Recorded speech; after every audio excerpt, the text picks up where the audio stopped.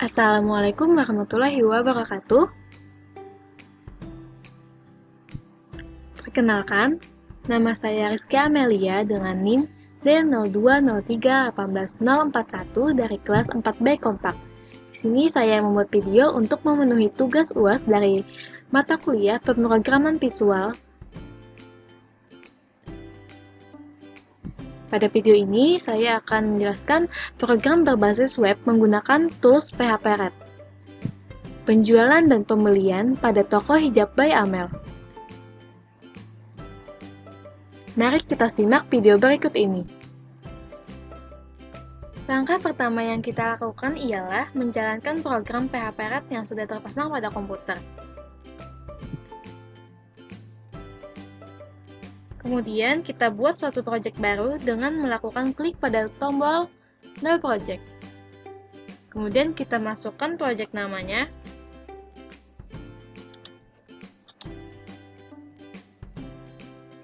Project location diisi dengan lokasi project, dan set address-nya diisi dengan alamat project yang telah dibuat. Langkah selanjutnya adalah memilih basis data. Kita di sini memilih database MySQL. Kemudian pada database, kita isi dengan nama basis data yang ingin kita gunakan. Kita bisa menggunakan database yang sudah ada, tinggal pilih. Di sini saya memakai UAS Visual, atau bisa juga dengan Create New Database. Di sini kita membuat beberapa tabel. Yang pertama ada tabel pelanggan. Bisa dilihat isi dari tabel pelanggan. Dan kita juga membuat tabel pemasok yang berisikan ID, kode pemasok, nama telepon pemasok, alamat pemasok, dan email pemasok. Di sini juga ada tabel barang yang berisikan kode barang, nama barang, kuantitas barang, harga beli, dan harga jual. Kemudian ada tabel pembelian yang berisikan ada beberapa nama bukti, tanggal, kode barang, kode pemasok, kuantitas, total, keterangan. Kemudian pada tabel penjualan ada nomor bukti, tanggal, kode pelanggan, kode barang, kuantitas, harga satuan, total, dan keterangan. Dan terakhir pada tabel pengguna berisikan gambar, username, kata sandi, nama, email, dan peran. Kemudian kita simpan. Setelah kita menyimpan tadi, maka akan muncul tampilan seperti ini. Kita bisa mengedit per tabel. Ini bisa kita ubah, data pelanggan masih kosong, atau terserah kalian ingin mengisikan dengan apa. Setiap tabelnya bisa diisikan.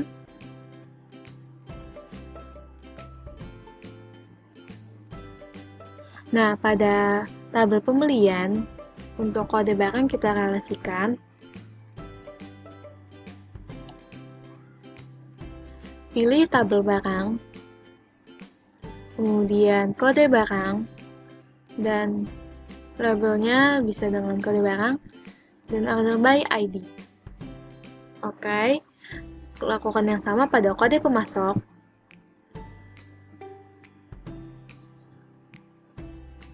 Pada tabel pemasok, kode pemasok, dan juga ID. Oke, dan juga pada tabel penjualan kita lakukan hal yang sama pada pembelian tadi, pada kode pelanggan.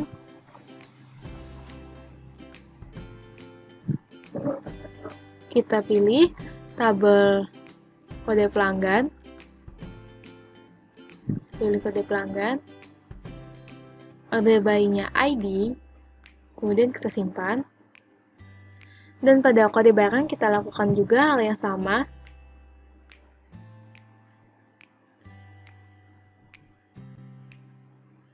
Tabelnya pada tabel barang, kode barang, dan nama barang juga. Order by-nya sama dengan yang tadi pas kita pakai ID. Oke. Kemudian kita preview.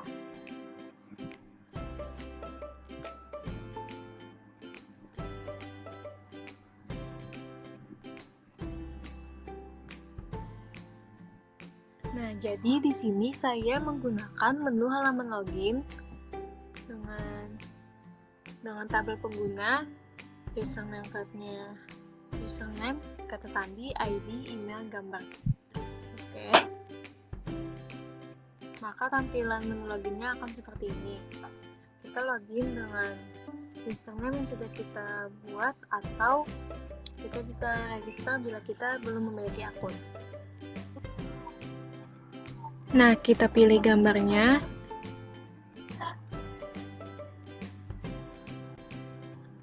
Lalu kita masukkan username-nya.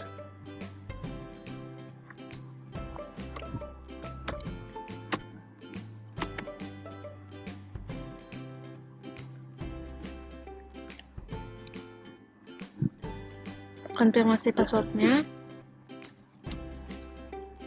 Lalu kita masukkan nama kita.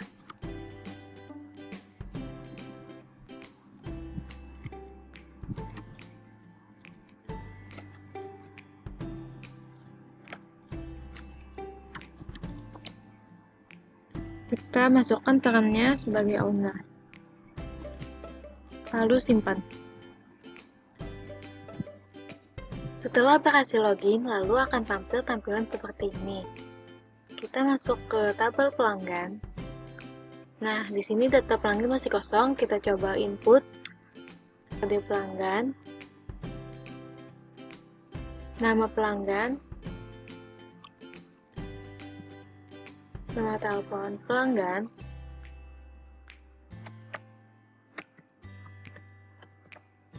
alamat pelanggan,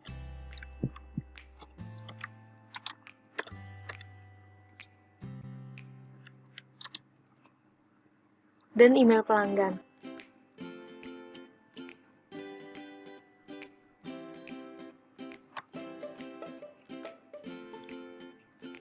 Lalu kita simpan, dan akan tampil tampilan seperti ini.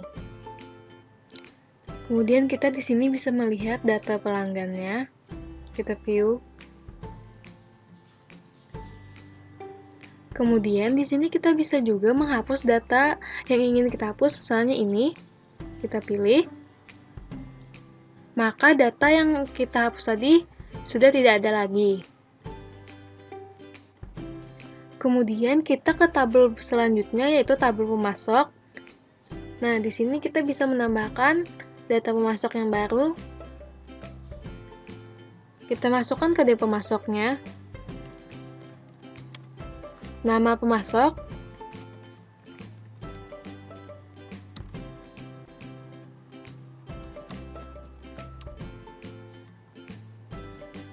nah di sini kita masukkan nama telepon pemasok,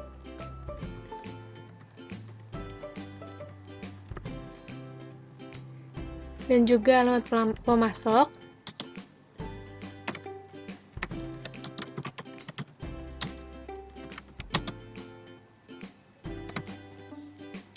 dan kita inputkan juga email pemasok.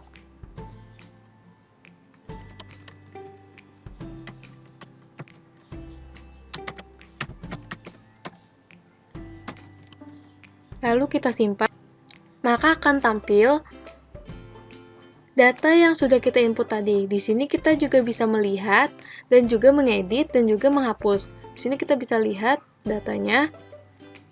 Kita bisa edit. Misalnya kita ingin mengubah alamat pemasok.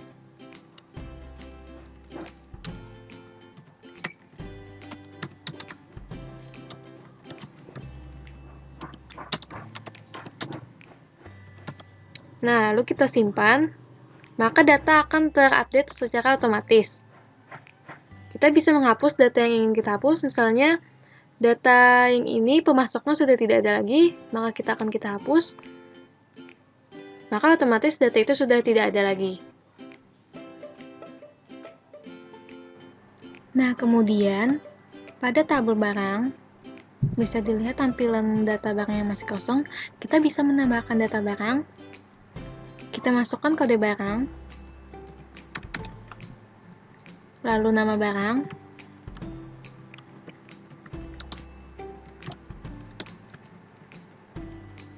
dan jumlah barang.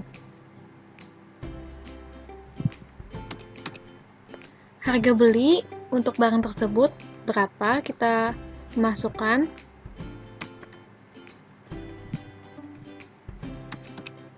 Dan harga jual untuk barang ini.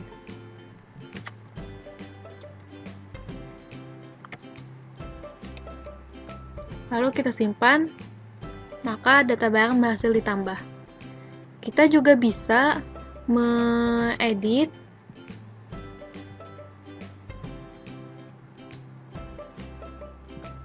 seperti mengedit harga jual atau harga beli. Misalnya ada terjadi penurunan harga, kita edit, maka di sini akan berubah juga. Maka data barang sudah terupdate menjadi harga beli 10.000 dan harga jualnya 15.000. Selain itu bisa juga menghapus data tersebut di delete dan juga bisa melihat di view. Jika terjadi transaksi pembelian, maka kita akan ke tabel pembelian.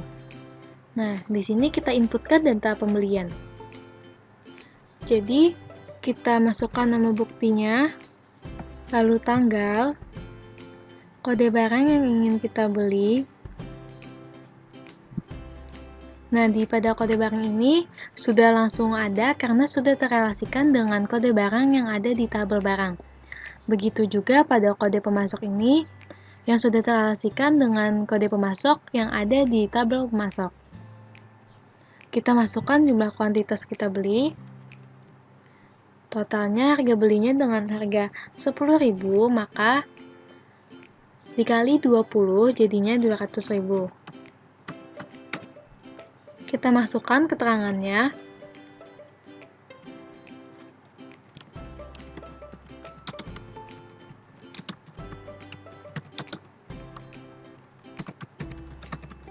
Lalu kita simpan, maka data pembelian berhasil ditambah. Sama seperti tabel-tabel sebelumnya, di sini kita juga bisa mengedit dan juga melihat maupun menghapus data ini.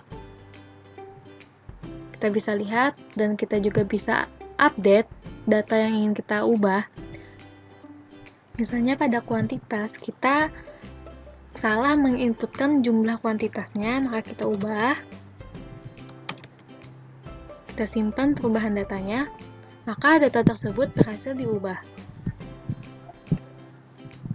Kemudian, kita bisa menambahkan transaksi penjualan pada tabel penjualan.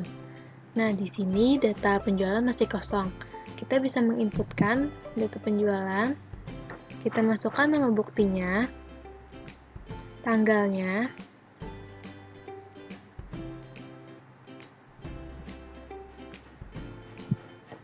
dan juga kode pelanggan yang sudah terrelasikan dengan kode pelanggan yang ada di tabel pelanggan. Begitu juga kode barang yang terrelasikan dengan kode barang yang ada pada tabel barang. Kita masukkan jumlah kuantitasnya. Misalnya terjadi penjualan 2 buah jilbab. Harga satuannya tadi itu kita inputkan sebesar 15.000, maka kita input di sini harga satuannya 15.000, maka totalnya 30.000. Kita masukkan keterangannya, penjualan tunai, lalu kita simpan. Di sini kita masih sama seperti tabel-tabel sebelumnya, kita bisa melihat, kita bisa mengedit, dan juga kita bisa menghapus data ini. Misalnya di sini kita akan menghapus, maka data tersebut sudah dihapus. Nah, setiap tabel memiliki fitur cetak laporan. Di sini contohnya pada tabel pelanggan, di sini saya sudah menginputkan beberapa data pelanggan. Jadi fitur cetak laporan di sini kita tinggal pilih apakah PDF, foto maupun Excel dan apa yang kita inginkan. Jadi setiap tabelnya memiliki fitur cetak laporan seperti pemasok, barang, pembelian, maupun penjualan. Jadi setelah kita selesai menginputkan data yang sudah kita buat ini, sebaiknya kita logout akunnya. Kita logout supaya tidak sembarang orang bisa menjalankan program aplikasi kita ini. Jadi nanti jika kita ingin menginputkan data lagi, kita tinggal masuk dengan username yang sudah kita punya. Dan kita bisa melakukan input data lagi.